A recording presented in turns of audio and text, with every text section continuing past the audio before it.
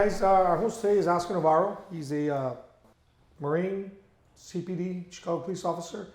This is Served Twice by Choice, and we're here to get stories out of not only veterans, but first responders, any branch, any part of a first responder. So Oscar is with us today.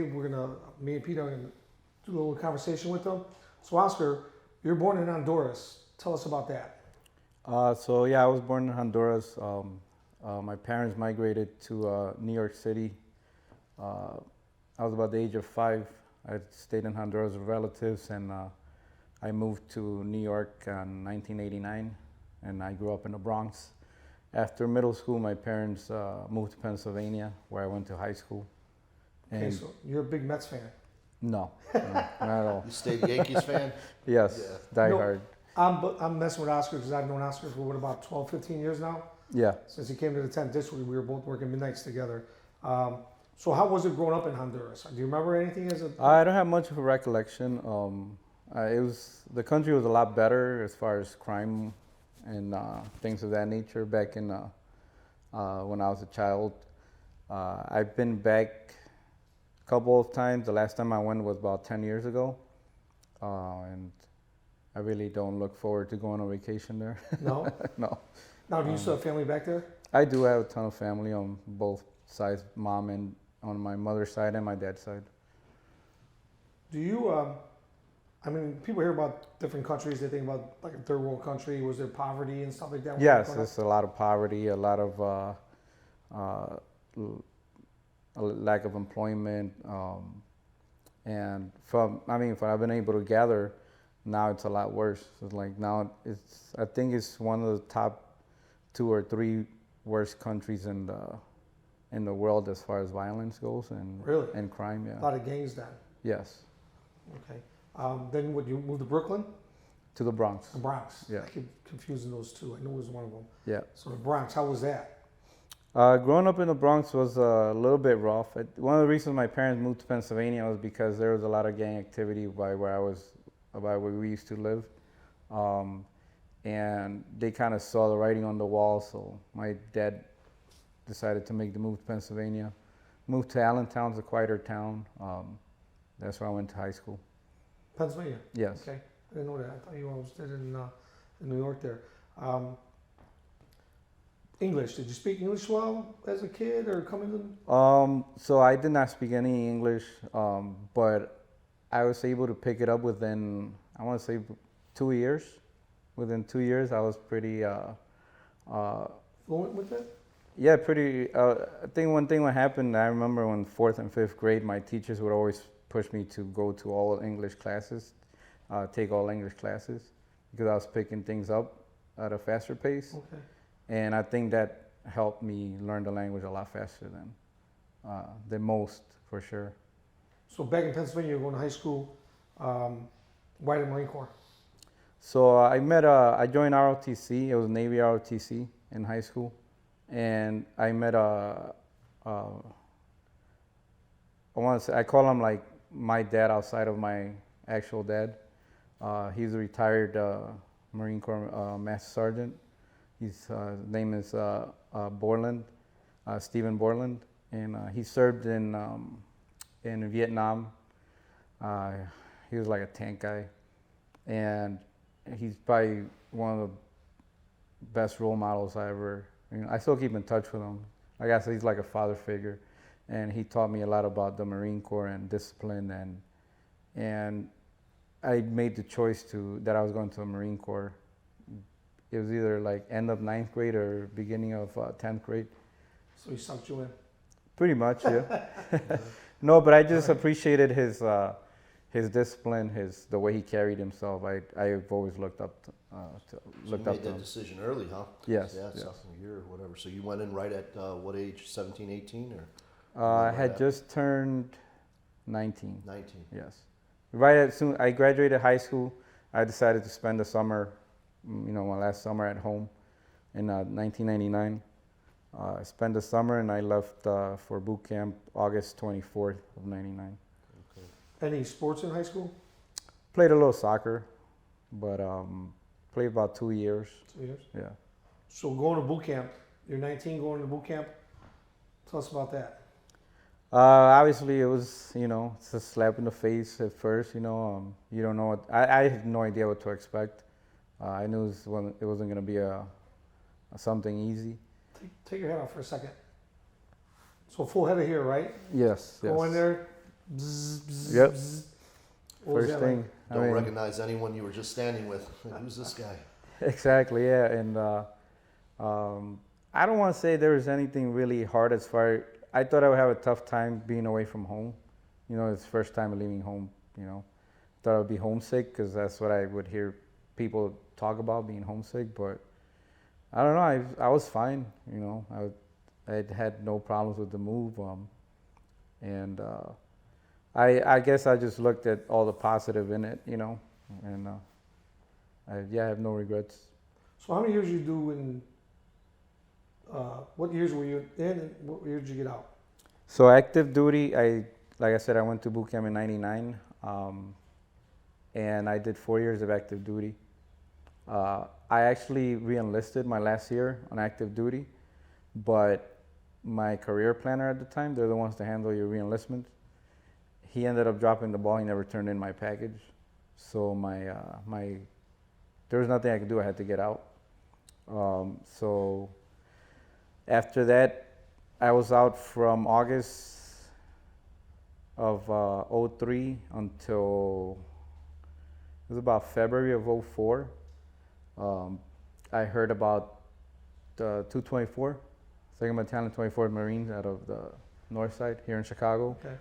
And I went, I did some research and decided to go ahead and continue my service with the reserves. Within 2 months of getting there, I received orders to deploy to Iraq my first time. And then what year was that? 04? Yes. So let's go back to boot camp. You go in there in '99. Now you must have met hundreds of Marines from that point till now. What do you think is the biggest difference in boot camp? Have you talked to any of these guys to see what it's like now compared to when you went through? I'll be honest, I haven't really spoken to many people. I think it all depends, but from a discipline perspective, I feel like we were taught a lot more discipline. But that's something that guys who were in, years before I was in would say the same thing about us coming in back then. So, All right, so I was in 85, 89. When were you in Pete? 89. 89. There wasn't really a lot of hands-on. When you were there, were there hands-on from the drill instructors? there was hands-on, yes. Was there? Yes. Because I see a big difference. It's kind of slowed down. Now it picked up again. But I think Okay. it's slowed down again where drill instructors are actually putting hands-on recruits and getting them in shape and fucking. No, it was hands-on. I left boot camp in really good shape, Did you? yes. What was your MOS? And did you have? I was 3051 supply, Okay. yes. So going to 04, you go to Iraq for the war. All right? There's no war in when you first went in? When you first joined in 99? No, so I was stationed in Japan on active duty in 2001 when the towers, 9/11. And in the theater that I was stationed at, we really were not going to deploy at any point.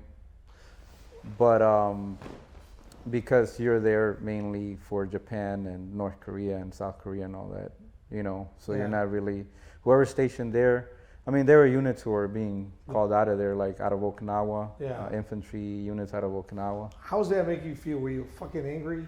Oh, yes, yes. Especially coming from New York. You lived Yes, there. we were really angry. Growing up in New York, I had left New York, what was it, maybe 6 or 7 years before that happened. And I actually had been to Twin Towers. I remember going there as a kid. My mom would take me out there, my brother and I. And so, yeah, you take it personal, Yeah. people who've never been to New York take it personal. So imagine how New No, Yorker that's would. this. Since the towers went down, have you been back? I have been back, yeah. What a remarkable job they did there, huh? Oh, yeah, it is, Yeah, yes. it's pretty cool. I've been back a couple of times. One of the times I went back was actually with the Brotherhood, Okay. yes. Getting back to you're in Japan. How's fucking? I could imagine everyone here in America was fucking aggravated. Everybody wanted to kill somebody at that Yes. point. Being a Marine stationed on duty, you had all these motherfuckers must have been going crazy.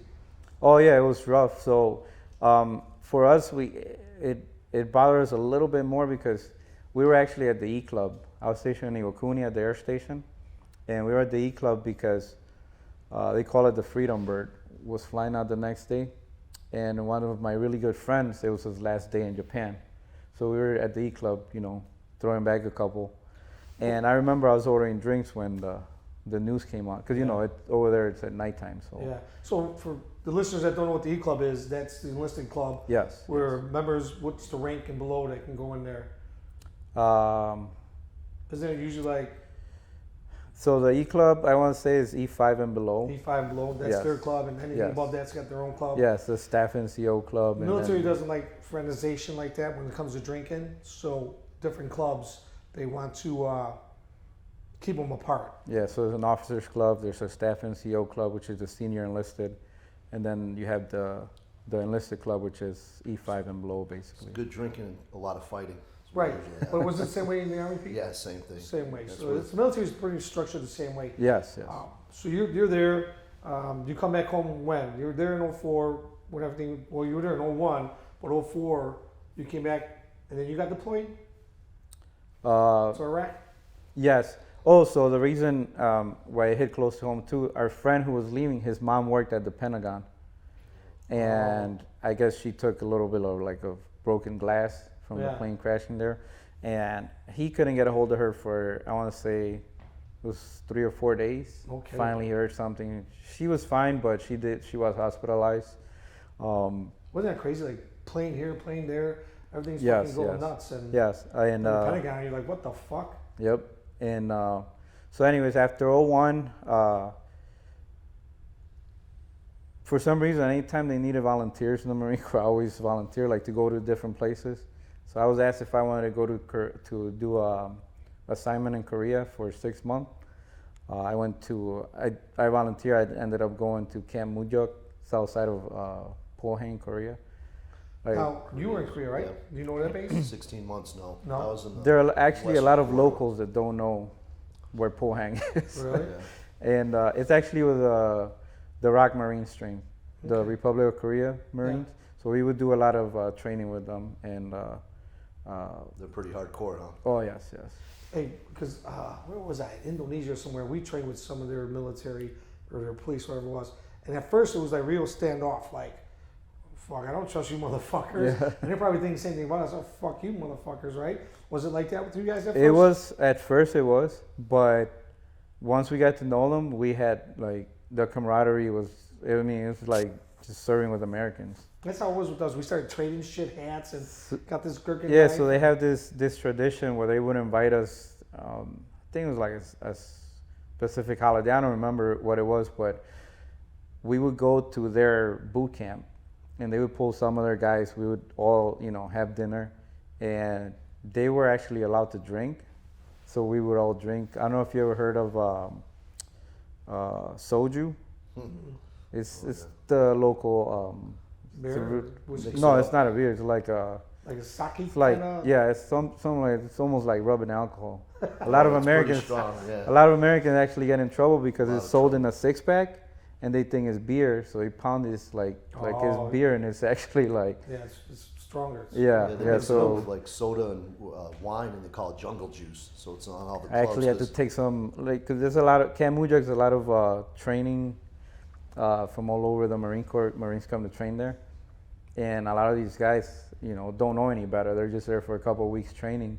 We had to take a few guys to the hospital because they kidding. thought they were drinking beer, but it's actually something And you really. could drink when you're Alcohol poison. deployed overseas. You could drink under 21. So I hit Korea at 18.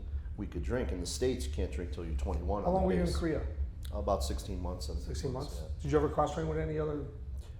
We had those team spirit exercises, which was a huge exercise. The Marines would come, the Navy, they'd bring in 25th Light. Yes, Yeah. yes, yes. They So big exercise. get a air wing and infantryman, air ground combat training, basically. Get everybody on the same page.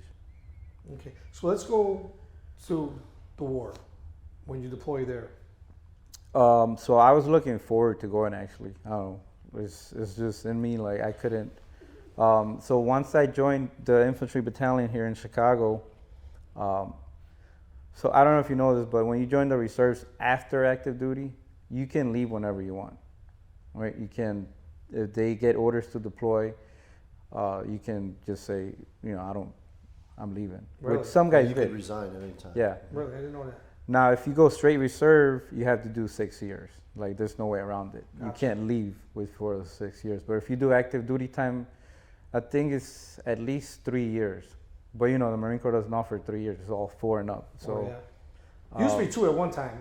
yes, Years ago. yes. Years ago. So- And then it's 4 years active, 4 years inactive for me. Okay. So- Yeah. That's still the case. I didn't have to report or nothing, but So, I like mean, for the if you wanted to, you reservists, it's 6 years, and they still have those 2 extra years Okay. that they have to 8 years. finish out. so yeah. inactive, like just like Yes, what I went yes, through, 4 years. same idea. And but I joined. I was there was no way, I was, and then also I did a lot of the training. We had to as a reserve unit, before you go into theater into Iraq or in a combat zone, we had to complete a 4-month training package, and they sent us to Camp Horno in Pendleton. So I joined in February, trained with them for a couple months, and then in April,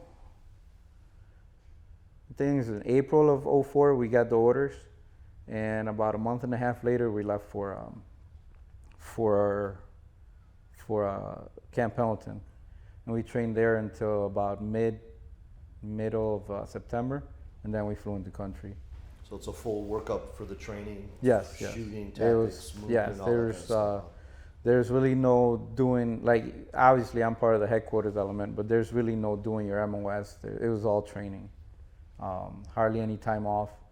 Yeah, it was just basically, even when you got off, you still didn't want to, you knew you had to be up early the next day, so Yeah. even your free time, you didn't want to go do Do they anything. still have it where every Marine that goes in is trained as an infantryman, right? When you go to Yes, boot camp, yes, you're trained yes. as an infantryman, Yes, and then you got to go to a class after that, and then you go to your MOS. yes. So yes. they were just reviving what you already kind of trained Mhm. for a little bit. After So- you went to your MOS. So I think what also helped our battalion too was the fact that probably one of the greatest people I ever served under, Lieutenant Colonel Mark Smith, Colonel now, but he passed away a couple of years ago from cancer. But he was hardcore. Like he took every single Marine in that battalion, and with all the attachments, once we were all fully assembled to deploy, we had guys from all over the place. Like we had a truck company out of Pennsylvania. We had guys from all over the place, and it was over 1,000 of us. And he wanted to make sure that everybody trained as infantrymen. Yeah. So Well, you're going to war, man. You yes, fucking- yes, no, and You did the right thing there. at first, at that age, you're like, oh, what is this? Like what we're doing is this, but now looking back, it was like the right thing to do. Yeah. Yes. Can't replace training. Can't No, replace- no, you can't. No. You had experience already. You were already in, so you probably had a little bit more than the others, or they probably looked up to you, or because you already had. Yeah, served, right? that is actually something that it also made it was never a decision that I was going to deploy, but I saw how some of the younger Marines, the reservist guys, they did look up to me, like, and I was like, there's no way I'm leaving, I'm staying, and these guys are gonna leave, and, I don't know, it's just something that we have as Marines, I guess, that but this is a great experience. I wouldn't replace it at all. I mean, sucks, fog of war and all that stuff, but we lost some great men out there, but I wouldn't replace The experience. no, not at all. 2 tours. 2 tours, 2 yes. tours in Iraq. Yeah, that had to be crazy. I mean, no matter where you're at, you're out of country, you're in Mhm. their country, and you're trying to just stay alive. Yeah, basically, yeah. Yeah. Uh-huh.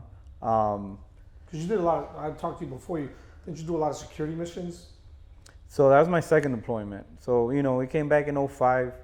As soon as I came back, I applied for the department, for the police department. And I started the process to the application process. In '07, we got word that we were going back to Iraq. And same thing, at this point we had newer Marines check into the unit, and same thing. A lot of guys looked, not just me, but all the guys who had deployed the first time, a lot of these newer guys were looking up to all of us because they knew we had been there, and Now, are you a reservist at this time or Yes. still active? No, reserve, yes. You also met a lot of police officers. Doesn't that unit have a lot of? Yes, a lot of the CPD unit has guys? a ton of officers. I'm friends with a few of them still to this day, and I actually serve in a tactical team in the 10th district with a couple of them. Mike Vasquez and George Mendez. Yeah, we're all in the same unit. Okay. And it's funny because they came out to become partners on, It's on the like job. a lot of guys Yes. from the Yeah. Chicago They did- Police they did Marine well. Association Yeah. that you support as well with Paul Zog and them. So that's the second deployment when I was, pulled out of my regular H&S work, headquarters and support work, and I was told that I would lead the team of security for the EOD guys. Okay. EOD is the explosive ordnance disposal guys, the bomb technicians basically. Right. Um, So you just like an outside perimeter while they did their job? yes, Make sure no one's we drove them out. Foot Locker. Yes, That crazy the motherfucker. yeah, and so that was basically my job. Well, they did their thing. We escorted them out there. They had their high tech MRAP, the up armor vehicle with all the cameras and all their robots and all that stuff. And we would take them out there, provide security. They did what they did, recovered whatever explosives it was, and disable it or blow it up. Also, for any caches that the ground troops would find, they would go and collect them, and we would take them somewhere and blow them up. Okay. And then how long, your second tour, how long is that for?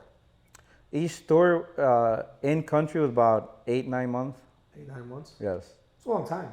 Yeah, it is. Plus the train up, right? Did you train up again? Yes. So leading up to the second deployment, this time we didn't go to Pendleton. We went to 29 Palms. Oh, So we went 29 Palms for 4 months. That's fucking hot there. Yeah, that's a different Goes there experience for for some sure. training. Mojave Desert there, yeah. Yeah, it's Spent fucking some hot. time there as well. Yeah, we were there 4 months. Because that's where you go to a lot of live fires and shit Yeah. like that. They go Yes, there and yes. you're carrying all that weight and sweating like a motherfucker. And I've said before, I was never in a war, thank God. But I can imagine going through shit, fucking having all that weight. Everyone thinks, oh, it looks easy in the movies, but you're carrying a lot of fucking weight on you. Yes. Your backpack, your packs, your gun, your ammos, and fucking helmet, glasses, because you're in the desert and shit. Because you don't have time to, look for stuff. You gotta, obviously, the more experience you get, you start to minimize your load. Break it down to what you need. Was But like but before you actually have that experience, you're carrying too much stuff. I know. Things I did. are things are Oh, yeah. bouncing all over the place. As more time goes by, you start to, One of the first times I went to the field, I fucking brought canned food and shit.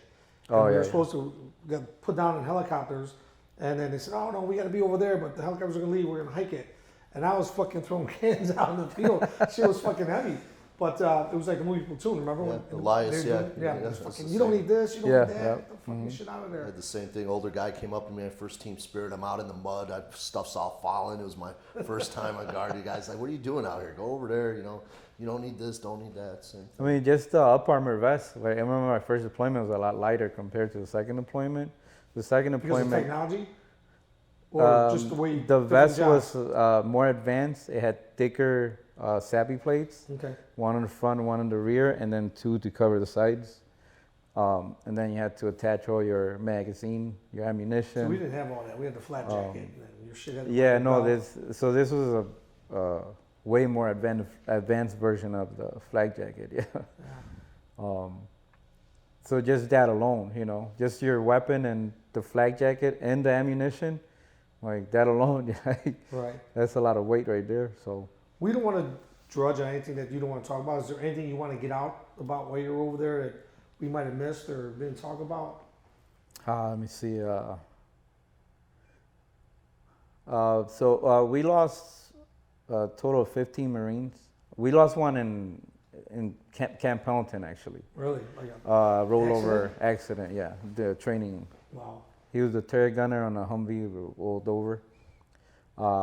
In country, we lost a total of 15 Marines, I think it was. 15? 13 the first time and 2 the second time. You know, it's hard to say, but I don't think if you're in country or out of country, losing one of your own is fucking hard Oh, to do. yes, yes. You know, I people, mean, especially before a lot of us had never deployed, you know, and Yeah. so I can only imagine for the guys in his platoon, his squad, his actual, you know, he's a sergeant, like those guys. I remember seeing their pain, and Yeah. we haven't even been into country yet, you know, Right. like, I guess it can make you stronger, but at the same time, it's like, you know, He it's was a in a reality training check. thing and lost how many guys? Yeah, we lost at NTC 29 pounds. We had 3 Bradleys flip over, and everyone Oh, in the man. turret, all the team leaders were killed. When Yeah, they hit that's a wadi. Crazy. Just keep those guys. There's actually a memorial for them at the 224 headquarters. It's right of Foster and Kedzie. It's actually pretty cool. It's like big stones with all their names. And Yeah, that's yeah. awesome. When you're leaving your second tour, coming back, like I asked Zach about it yesterday. Was there a line waiting to take over where you're going? How they switch them out? So Like the when plane unit, comes in, the unit that comes in to replace us gets there weeks prior to us flying out, okay. and we have to They have do to adapt to it, and then you leave. we had to train them. So, like for example, when I was the EOD security, we had to train that team. The guys who were assigned EOD security, I had to train them, explain to them how everything works. The thing about that job too, we were on call 24/7. So that was one major thing that I had to, you know, let these guys know. Make sure you're not, even if you're working out, you still have your, which you usually do in combat, Yeah. have your rifle and all your gear ready to go. But have your guys within basically, you know, 30 seconds to a minute, Yeah. you know, to be ready to rock and roll. Had to teach them how to use the computer, how to punch in coordinates. It gets you there faster. Have all your weapon systems ready to just, you know, drop on the turret and have everybody ready to roll within 5 minutes.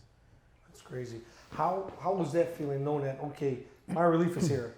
I'm finally gonna be able to go home in a week or two. It's good, you know. There's nothing. You're looking forward to it, you know. Especially like, you know, this day's coming, you know, and it's a really good feeling. When you're thinking about shit that happened, right? You're coming home, like you got to be like a sense of weight off your shoulders. But like, when you're back home and you start thinking about when you were at the war and losing guys and stuff like that, what helps you overcome that and not stress out too much about it? Is it going to a ball game, getting out, fishing? What helps you relieve stress when you're starting to feel it? Like for me, it's running. Running? Now, don't get me wrong. I'm not like the fastest or best runner Right. in the world. Like, I'm not trying to say all that. But sometimes when I do feel stressed out, I will go run 5, 6, 7 miles, Yeah. and it just helps me a lot. I never thought about that. I mean, some people work out, Yeah, really yeah. stressed, but like, I know one of our guests was like, I like being outdoors. I Yes. like being outdoors. I think that in general helps. You know, fresh air, sun, all those things help. I think for me, meeting the friends that I have in the department, like, you know, come and decompress with you guys, those things help out a lot for me too. I think I'm also fortunate that a lot of these things don't hit me like they hit other guys. Right. Um, Well, I'll be honest, I've known you 15 years. I've never seen you get angry at anything. You know, He you're runs a usually lot. He runs a lot. He runs some You're usually a marathons, mellow right? guy. You don't get into confrontations too much. You know, unless you're around me, then I started all the time, right, Pete? But okay, so now you're back. You're back home. You get on the police department when? I actually got on before we deployed the second time. I got on in 07. But my first month in the academy, I got orders. So I let everyone at the academy know I have orders. I'm leaving, you know, a couple of weeks. And that's one thing about the department. They took really good care of me. They, you know, told me, you know, what I needed to do, how to basically check out, kind of like you do in the Marine Corps when, Yeah. you know, you're going from one unit to another. They made the process really smooth. And Well, that's good. that's one thing I was really grateful with the department, like coming on. I've never heard any horror stories about the department ever giving a veteran a hard time about deploying, and No, sometimes no, the pay no. was a little screwed up, maybe, but maybe because no one knew what was going on, but I've never heard a horror No, story I've never. about That's one thing this department has done really well. As far as I know, I have never heard of any And every company should, not just the department, but any company that's got Yes, veterans yes. deploying, you should fucking make sure that everything's done for I them. feel like early on, like when you're in the middle of something, like after 9/11, companies will like, yes, we'll support you. But as Yeah. time goes by, we start getting away from They combat, forget and about it. yeah, they start to, give people a harder time. And you heard about it. There were a lot. I've heard of lawsuits being, That's not from people I know personally. Actually, I do know a couple of people personally who had to stand up to their company because they would come back from combat and they weren't employed anymore. But Yeah. That's why I'm a big fan of this company, OPIF, Operation Pay It Forward. They take veterans and get them out hunting, Yes. fishing, stuff like that. But I believe we should pay it forward as just a veteran or a first responder. We're okay. We got a good job. We're doing well. You see a veteran sitting down having coffee or something like that, buy him a cup of coffee. yes, Buy him a lunch. I'm not saying take him to Gibson's and buy him steak dinners, but pay it forward. Give him something. no, yeah, If something I see an small, officer or I know it's a a veteran, beer, anything. It makes a difference. Yeah. It can turn a bad day into a good day. Exactly. And Exactly. like this individual could look like everything's good. He could be at a bar watching a game, and you think everything's good, but right. Something's there could be eating 'em up. demons in there, and you get them that beer, and that could be what Yeah. they needed to get 100%. through that 24-hour period. 100%. I see him behind me at Dunkin' Donuts. I'm driving through the line, and there's an officer behind me. I pay Yeah. the bill. Yeah. No, it's definitely something that Yeah, I'm a big believer in that. that helps. Yeah. Yeah, even a thank you. A lot of companies just a thank you, stand up, veterans at Yeah. at a ball game or whatever. That kind of stuff really helps. Yeah. Yeah, it does. So going now, you're the police academy. Let's talk about that a little bit. What you thought about the police academy? What you've heard about other people nowadays? Because we keep hearing the same thing. Like going through the academy now is totally different from when we went through back in the day. So, obviously, coming from a Marine background, we go in there with discipline. We're not gonna question anyone.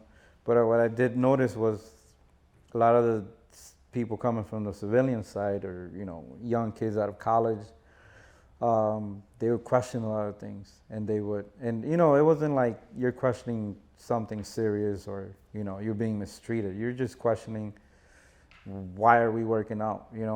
Like things like that were kind of like a slap in the They're face sloppy. to me. Because I was like, they're fucking sloppy. it's These guys coming from the suburbs and shit trying to be the yeah. police. There's nothing hard about this. Right. There's nothing hard. You have to be here at a certain time. You leave at a certain time. There's nothing. To me, there was nothing hard about the academy. I think Well, you're coming fresh out of the Marine Corps though, right? that is true. I think what the only hard part about the academy is that the younger kids, even I'm not gonna lie, there were some veterans, military veterans, that made the situation stressful because of their behavior, Yeah. towards like complaining, like the thing I usually don't complain, which is one of the things people notice about me. My one complaint is people who complain though. Yeah. That it gets under my skin, especially when we're all going through the same thing. That's one of the things that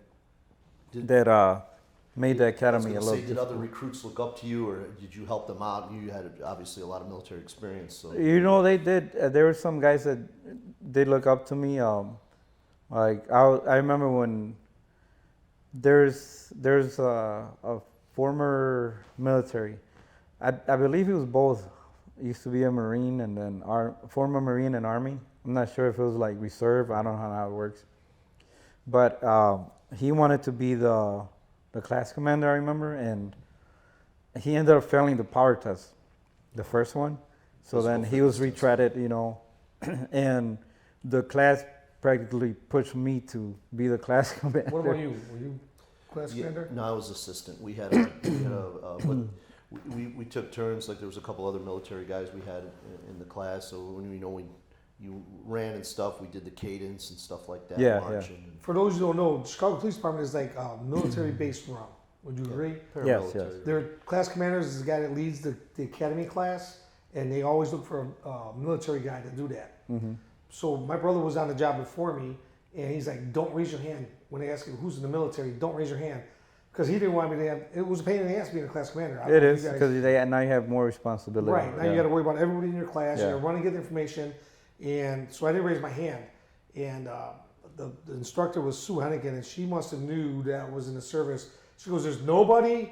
And I'm like, motherfucker. And she kept looking at me, and I'm like, someone told her. Well, anyways, she finds out I was in the Marine Corps and I'm the class commander. And I'll tell you what, it was a pain in the ass. You had to run to the desk and they yell at you, and then you come back, what's going on for the day, and if the instructor doesn't show up, you gotta get everybody information, get them locked in, It was a pain, but for me, like I took it as a good challenge, Now I Not me, man. I don't know how to do it. you kind of get out of your comfort zone, Yeah. Because if you're just going through the motions, Because the thing is like you're equal to the recruits you're with, and you're trying to tell them to get themselves squared away. Yes, They're yes. like, who the fuck are you? Yes. We had girls that would just come in, hair be all fucked up, they couldn't fit in their hat. And you'd be like, come on, get ready. So we had a couple people like that, and I remember the rest of the class would complain to me.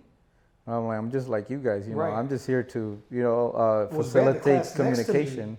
I think that's the main job, is to facilitate communication between the instructors and the class. Right. Rather than telling you the same thing 20 some odd times. The class next to me, he had a shitty fucking instructor or Class class commander, and they kept coming to me for information. I'm like, dude, you got your own guy. I got my hands full here, dude. Leave me alone. We had a lot of Gotta get guys there early. that were their parents were police officers, like a lot of them. So they did whatever they wanted to do. Yeah, they didn't yeah. care. So they're like, my dad. So the approach I took was whenever we had people like that too, and the class would complain to me. So then what I would do is just grab these individuals, like, hey, the class has something to say to you. You answer them. Like I'm just like you guys, I'm not. And what about like the other training in there, like compared to what you hear nowadays? Like, there's no Redman gear anymore.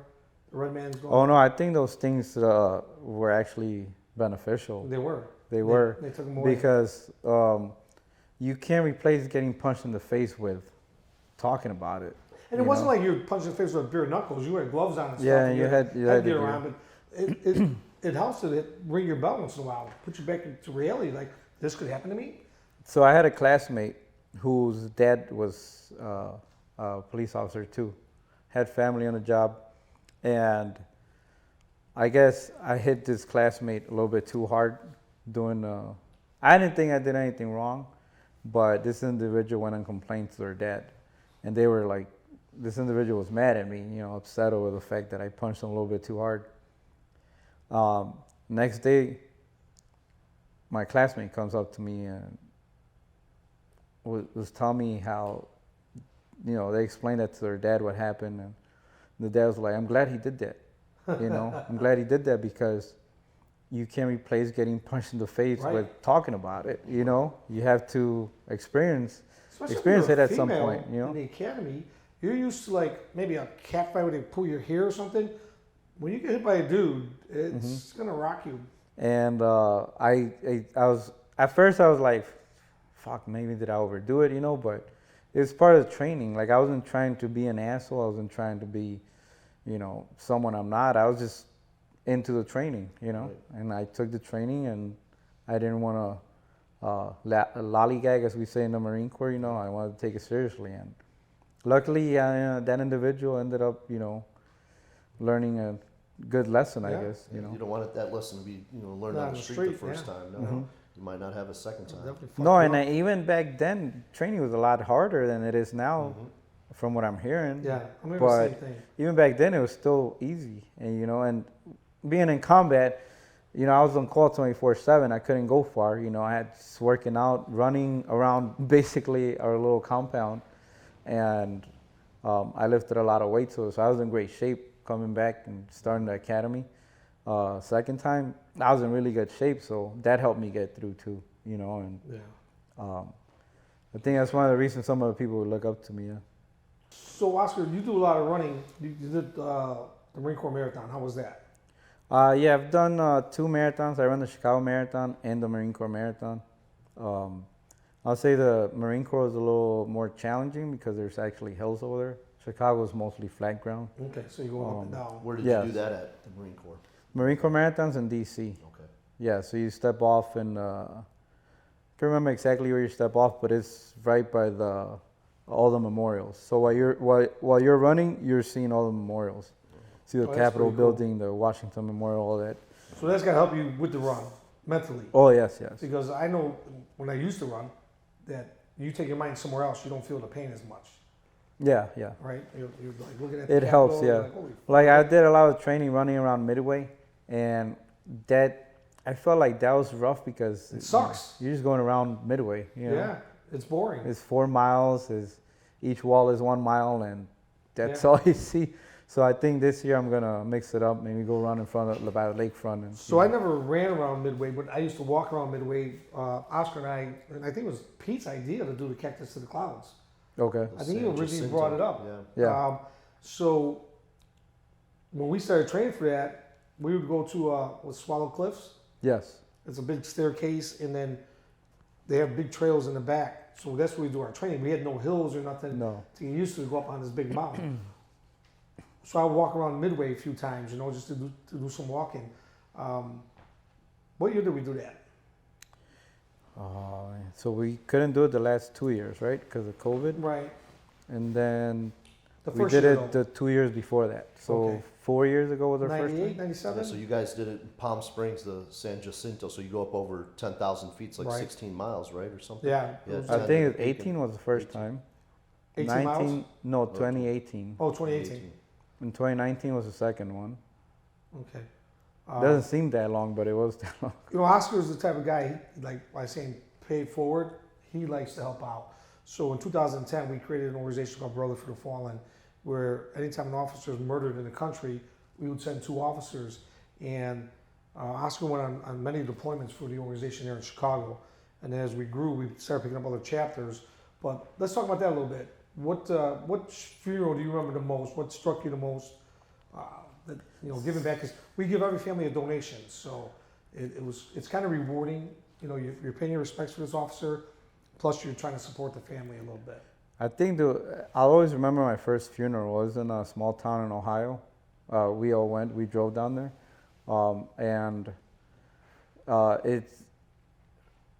I mean, if you go to a big city department, there's gonna be big turnout as far as to pay respects. But this small town, I remember these processions were like 2 hours nonstop of squad cars from all over the country, and that was like a something I'll never forget. We did go deep, about 6 people, right? Didn't it snow on Yes. us at the funeral? Yeah, it was at the snowing, yeah. cemetery. Mhm. I remember that because I remember we were standing there, waiting for it to get started, and all of a sudden you heard, and like it felt like fucking Bigfoot was coming through the fucking woods. You remember that? And it was Yeah. the pipes and drums, and it was the drums. They were moving in, and Yeah. just beating the drum, and you can hear it. That was pretty amazing. I also attended Officer Ramos and Officer Lee from New York. New York. They were murdered sitting in their squad cars. That was incredible how many people showed up to that. That was amazing. That is an amazing funeral to go to. Anytime in New York, and I was glad I was able to attend one of them. I think I did Lee, and I'm sorry, it's Liu, Liu. Lou. Yeah. Oh, Ramos and Lou. Yes. I think I went to the second one. That was the second one. Lou was the second one. Yes. So if you go to that funeral, there's so many officers, and you don't even get close to the church. You're blocks away from the church Seen on because TV. all the New York officers are lined up. And Yeah. So if you ever get a chance to get some of those- for Officer Ramos' funeral, the line for the viewing was over 4 hours long, and it was cold.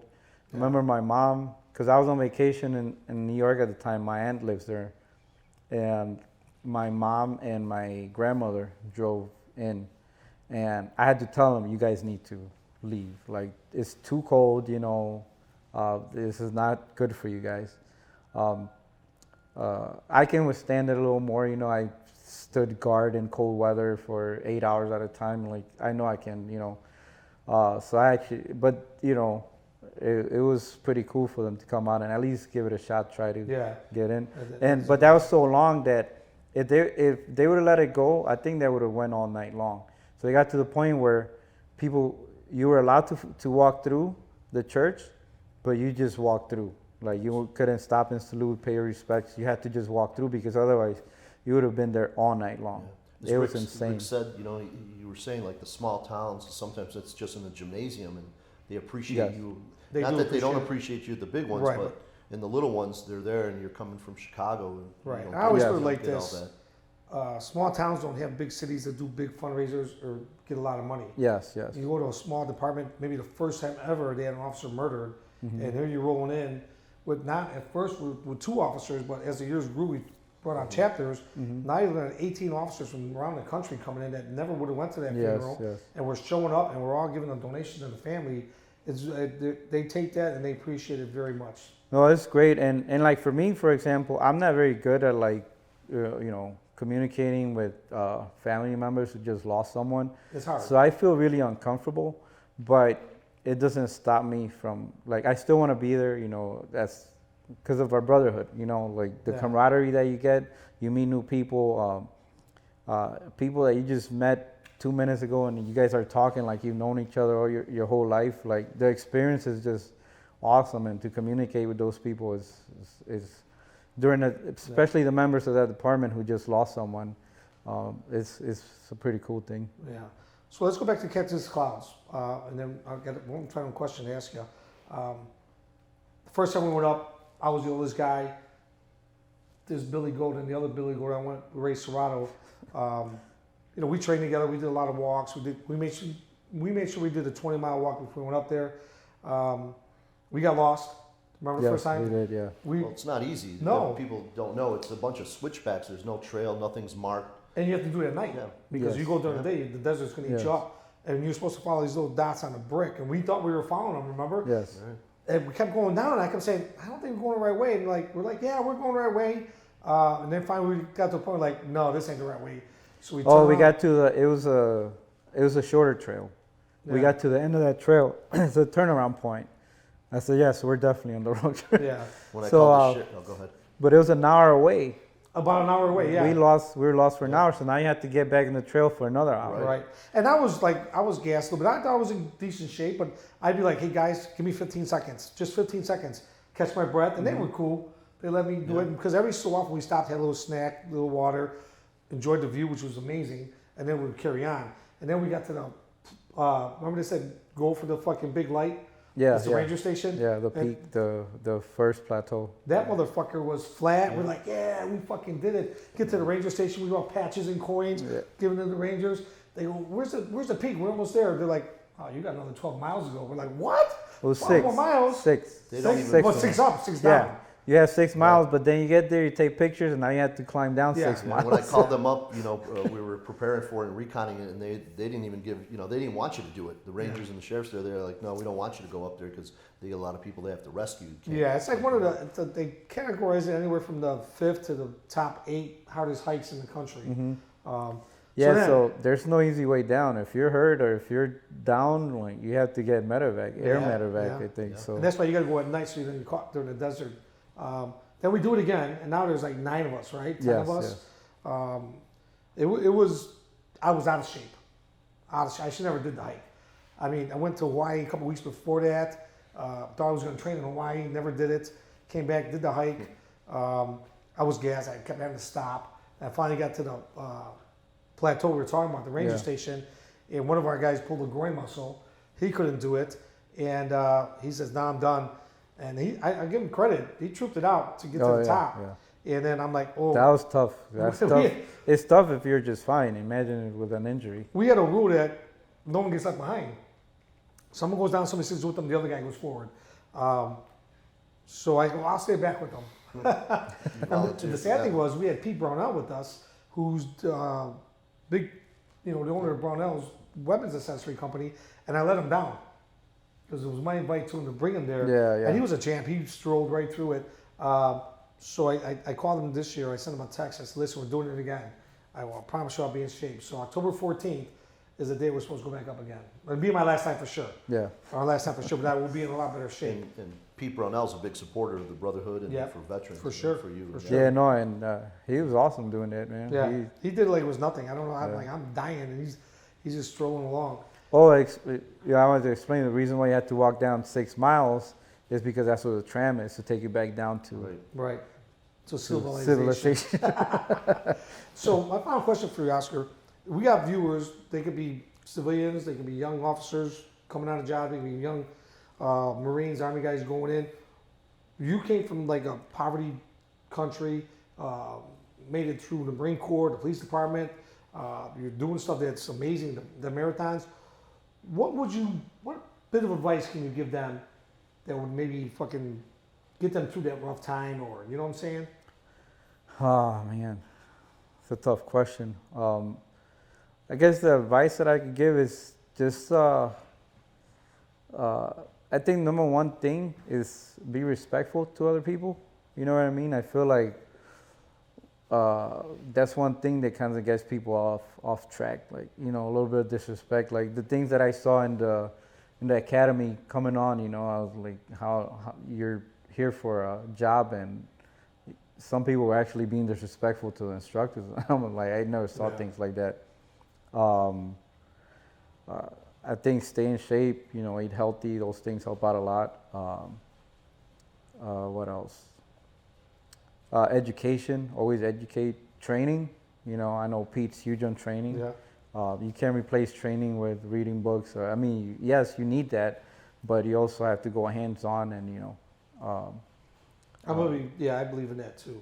Because you Trial can by read error. and read and read and watch video, but if you're not doing it, you're not developing muscle memory. Right. You know, and that's the one thing that is so important with training. That muscle memory, you know, it comes naturally. Like for example, one thing that I remember in the academy, put your handcuffs somewhere where you feel comfortable, and then always put them there. Like meaning on your duty belt. That way, every single time, you know, you go there and you know they're there. Yeah. And, you know, that muscle memory, like, you know, can give you that extra second or two when handcuffing somebody fighting you, you know, or like, so muscle memory, the training to develop that muscle memory it's so important. Absolutely. Yeah. Okay, Oscar, so Marine Corps, 2 tours, you're on CPD now. Would you do it again? Oh, absolutely. I think the important thing for me is I feel like this is gonna sound kind of tacky, but I was born to do something like this, to try to help my best to help people out. And I love this country because coming from one of the worst countries in the world, you learn to appreciate things so much better. You know, and growing up in the United States, I feel like as Americans, we begin to get spoiled at a certain point, but then going to combat kind of brought that back into perspective, seeing all the poverty and all the chaos in Iraq, innocent people, you know, dying in the streets over, you know, whatever the insurgency was doing to them at the time. That brought me back to, you know, kind of almost not exactly like, you know, being in Honduras, but it brought me back to that place that you learn to appreciate stuff. And I think the patriotism comes from my family, my parents, my grandmother, who was the first one, my mom's mom, who was the first one to come to the U.S., and she helped the rest of her family come. Okay. They taught me a lot about patriotism, like just to appreciate everything that this country has to offer and the things that we take for granted as Americans, you know. Sure. I feel like so many Americans take things for granted, like they don't realize like how bad things can get, you know. Absolutely. Yeah, like, my parents were both immigrants, and you know they were more patriotic than than people and here. That's for me. That's where it comes from, and so I'm very thankful to them. Master Sergeant Borland, my ROTC instructor, retired USMC. Those people had taught me a lot about patriotism, and I will always be grateful for them. And the great people that I've met, there's no replacing that. So yes, I would totally do it all over again. Excellent. Well, we're glad you did it. We're you know very proud and appreciative of people like you. You know, serving twice. No, thank you. And Absolutely. Again, you guys, some of my good friends. Again, the friendship, it's family. You know, I don't even. If any of you guys call me, you need me to do something or need help with anything, like I don't, you know. Yeah, you're always there, Oscar. You're always there. And because it's a family, like I said, even just going to other, you know, states, and just talking to someone for 2 minutes, and next thing you know, you're like, you know, your best buds. It happens all the time, and for many reasons, patriotism. Appreciating what we have here, not taking it for granted, the freedoms, and the family that and friends that you made along the way, yes, 100% I'll do it again. Well, we are honored to have you on the show. Thank you very Thank much. you. Thank you. Thank you for what you do. Awesome. Will always be remembered. No, thanks for having Thank me. you. This is awesome. Awesome experience.